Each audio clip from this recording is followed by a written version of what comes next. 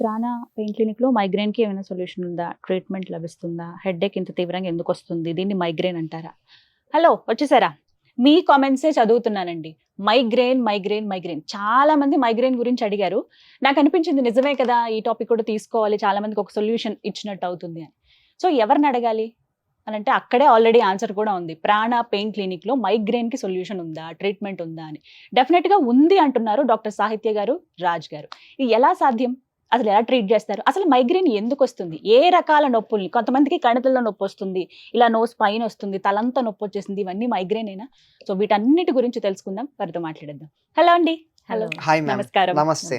First Raj గారు మీరే చెప్పాలి, మైగ్రేన్ ఎంతమంది క్వశ్చన్స్ అడిగారు? నేను ఇంకా చాలా తక్కువ కామెంట్స్ చదివానండి. As a medical excise specialist ఏం చెప్తారు, ఎందుకు వస్తుంది మైగ్రేన్ అనేదే ఒక పెద్ద క్వశ్చన్. యా మ్యామ్, బేసిక్ గా మైగ్రేన్ ఎందుకు వస్తుంది పక్కన పెడితే ఎలా ఉంటుంది అనేది మీకు తెలియాలి మేడం. మాది ఇంతకు ముందు అసలు ఇలాంటి ఇన్ఫర్మేషన్ ఉంటుంది అనేది కూడా జనాలకు తెలియదు. అంటే ఇన్ఫర్మేషన్ ఇస్ పెట్టుబడి, కరెన్సీ ఈ కాలంలో, రైట్? వీళ్ళకి పెయిన్ ఉన్న వాళ్ళు పొద్దున చిన్న చిన్న ఆడవాళ్ళు, కాలేజ్కి వెళ్ళే వాళ్ళు చదువుకోలేరు, క్వాలిటీ ఆఫ్ లైఫ్ పోతుంది అనమాట. ఏదైనా వాసన చూస్తే హెడ్ ఎక్ ట్రిగర్ అవుతుంది, లైట్ చూసినా ఫ్లాష్ అవుతుంది, అంటే వాళ్ళకి ఇంకా హెడ్ ఎక్ ట్రిగర్ అయిపోతుంది, వామిటింగ్ సెన్సేషన్ వస్తూ ఉంటుంది, అండ్ రాత్రి పడుకోలేరు, పొద్దున్న పూట లేవలేరు, నిద్ర లేకపోవడం మెయిన్ ప్రాబ్లం. అది పట్టదు, అసలు నిద్ర పట్టదు. మీకైనా ఒకటే జీవితం, నాకైనా ఒకటే జీవితం కదా మేడం. అలాంటిది ఒకరోజు తలనొప్పి ఉంటేనే చిరాగ్గా ఉంటుంది. వీళ్ళు డే ఇన్ డే అవుట్ ఎంత ఫ్రీక్వెంట్ గా అటాక్స్ అవుతూ ఉంటాయనే దాన్ని బట్టి వీళ్ళు ఒక్కొక్కరు స్టోరీ చెప్తుంటే ఫోన్ లో మాకు ఏళ్ళ కొద్ది. అండ్ వీళ్ళు ఎక్కడికి వెళ్ళినా కూడా అయితే పెయిన్ వస్తే పెయిన్ కిల్లరే ఉంటుంది. అంతకు మించి అయితే పై పైన రాసుకోవడం, పూసుకోవడం, బామ్స్ మేము ఒక రేంజ్ లో వాడతామండి. కొన్ని తరాలుగా అలవాటు అయిపోయాయి చాలా మందికి. మేబీ అప్పటికప్పుడు ఏమైనా రిలీఫ్ ఉంటుందేమో కానీ తర్వాత నెక్స్ట్ డే మళ్ళీ స్టార్ట్. అవును మేడం. అయితే మా దగ్గర 45 minutes ఇంటర్వెన్షన్ ఉంటుంది మేడం. అంటే జీవితంలో ఒకసారి వస్తారు, 45 నిమిషాలు ఇంటర్వెన్షన్. సో దట్ అంటే క్రానిక్ పెయిన్ మెడికేషన్ నుంచి దాని నుంచి బయటికి తీసుకురావచ్చు. ఇక్కడ అడ్వాన్స్ ట్రీట్మెంట్స్ ఉంటే జనాలకు తెలియదు. సో నిజమే మీరు అన్నట్టుగా అవేర్నెస్ అయితే లేదు. సో ఇప్పుడు డాక్టర్ గారిని అడిగి యాజ్ ఇంటర్వెన్షనల్ పెయిన్ స్పెషలిస్ట్ గా మీరేం చెప్తారంటే, ఎందుకంటే మైగ్రేన్ ఇప్పుడు రకరకాలుగా ఉంటుంది, మీకు ఆ పెయిన్ తెలియాలి అని అన్నారు, ఇంకా ఎన్ని రకాలుగా ఉంటుంది? సో ఫస్ట్ హెడ్ ఏక్ అనేది ఒక మా టెక్స్ట్ బుక్ తీస్తే ఒక 10 క్లాసిఫికేషన్స్ పైన ఉంటాయి హెడ్ ఏక్ గురించి. ఎందుకు? తలనొప్పి అనేది ఎవరి కంటికి కనిపించదు. అవునండి. అది ఎక్కడి నుంచి వస్తుందో ఐడెంటిఫై చేయడమే మోస్ట్ ఇంపార్టెంట్. సో అన్నిటికంటే ఈజియెస్ట్ పదం మైగ్రేన్. సో పోనీ మైగ్రేనే చూసుకుందాం. ఈ మైగ్రేన్ అనేది నేను ఒక ఎగ్జాంపుల్ తో ఓపెన్ చేస్తా.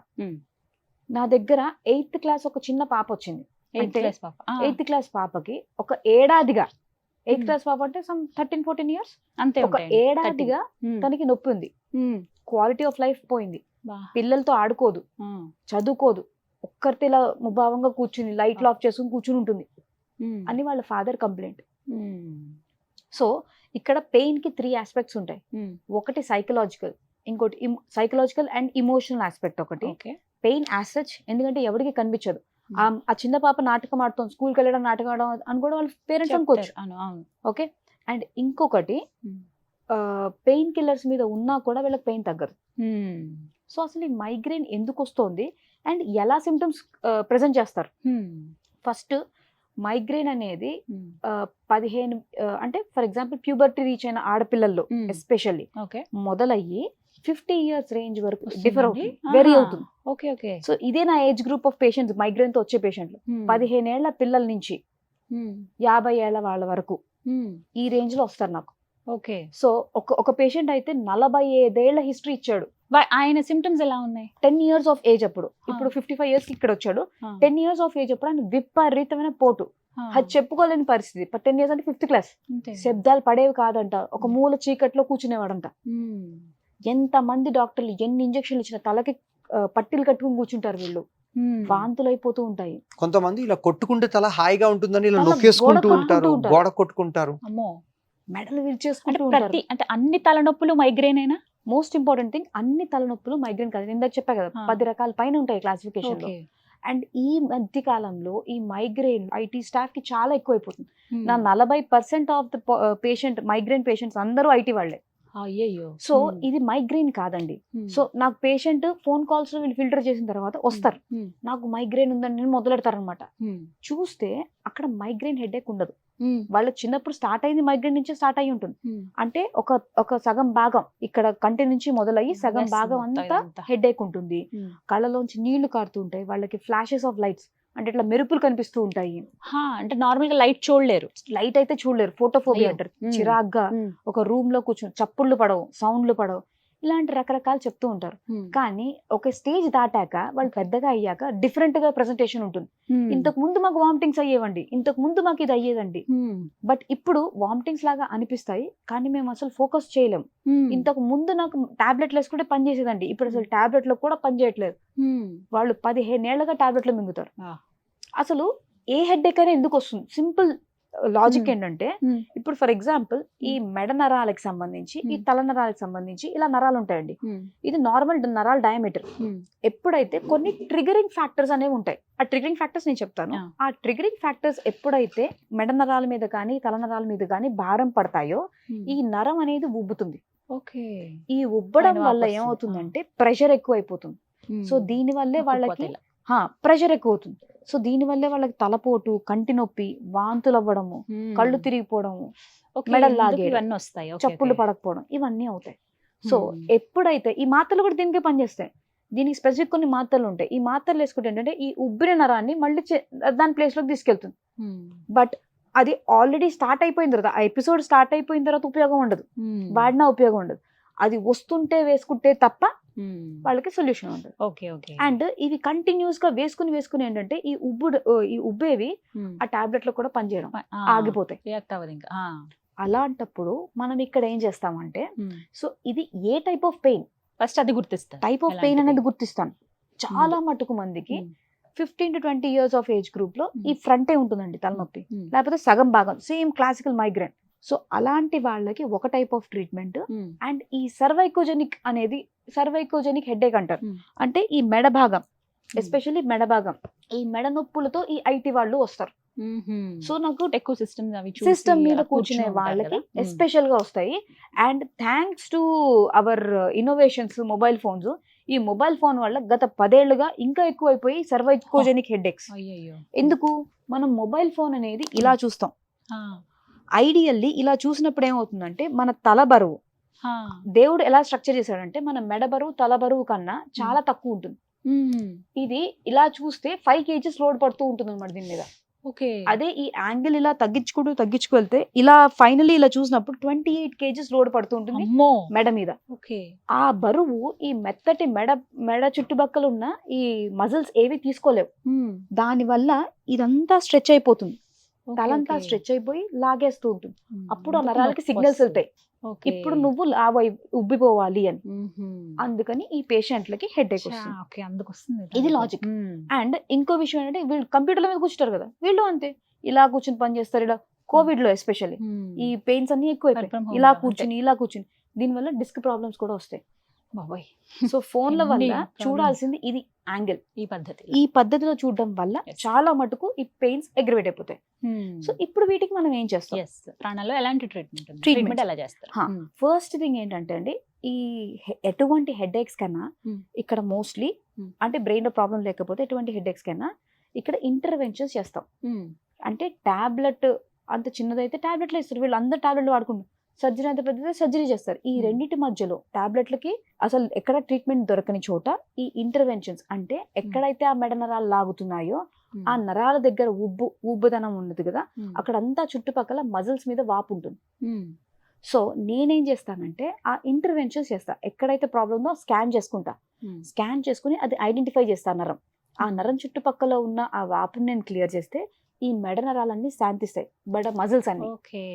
ఎప్పుడైతే మెడ మజిల్స్ కానీ ఈ కణితుల చుట్టూరా కానీ ఇక్కడ రకరకాల నరాలు ఉంటాయి, ఇక్కడ ఈ నరాలన్నీ శాంతించినప్పుడు పెయిన్ సైకిల్ ని బ్రేక్ చేస్తా. దీని తర్వాత నేను మందులు వాడతా. బేసికల్లీ నీడిల్ ప్రొసీజర్ అంతే. But this is not acupuncture.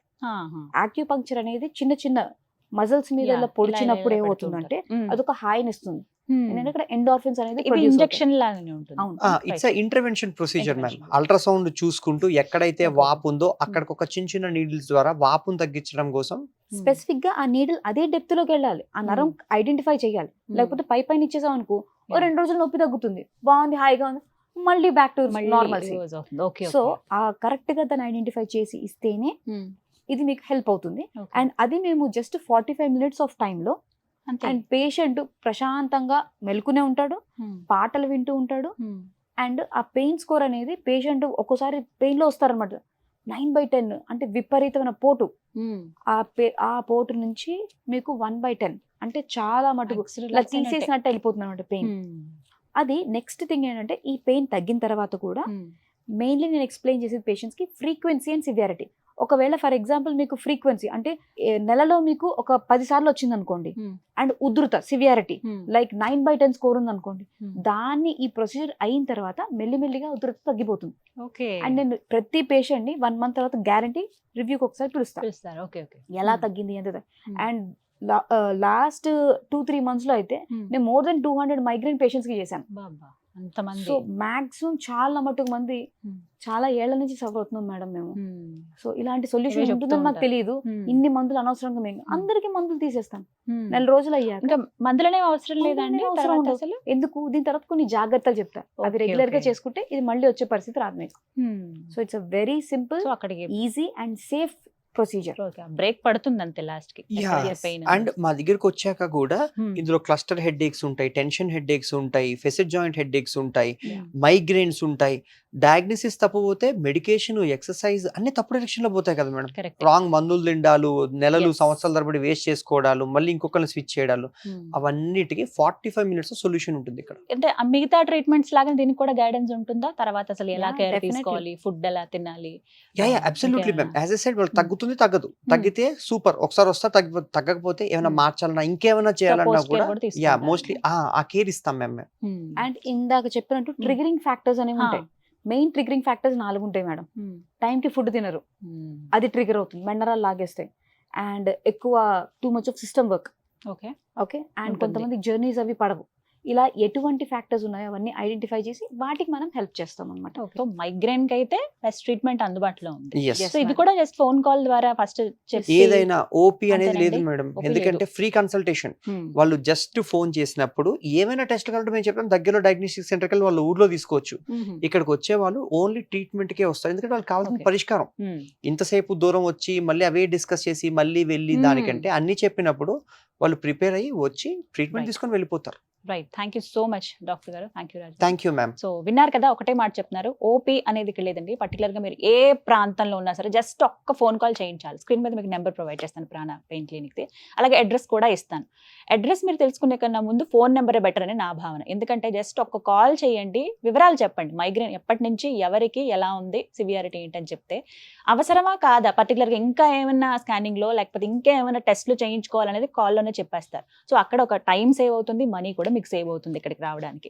And వచ్చిన తర్వాత ట్రీట్మెంట్ ఎలా ఉంటుంది అనేది కూడా వివరంగా మీకు తెలుస్తుంది. కాబట్టి ఫోన్ కాల్ ద్వారానే మాక్సిమం అక్కడే సగం ట్రీట్మెంట్ అయిపోయింది అనేది నా భావన. సో చాలా మంది ఇలా తెలుసుకుని వచ్చి ట్రీట్ చేసుకుని కొన్ని సంవత్సరాలుగా పడుతున్న బాధకి ఒక విముక్తి కలిగించుకున్నారనే చెప్పుకోవాలి ప్రాణాలు.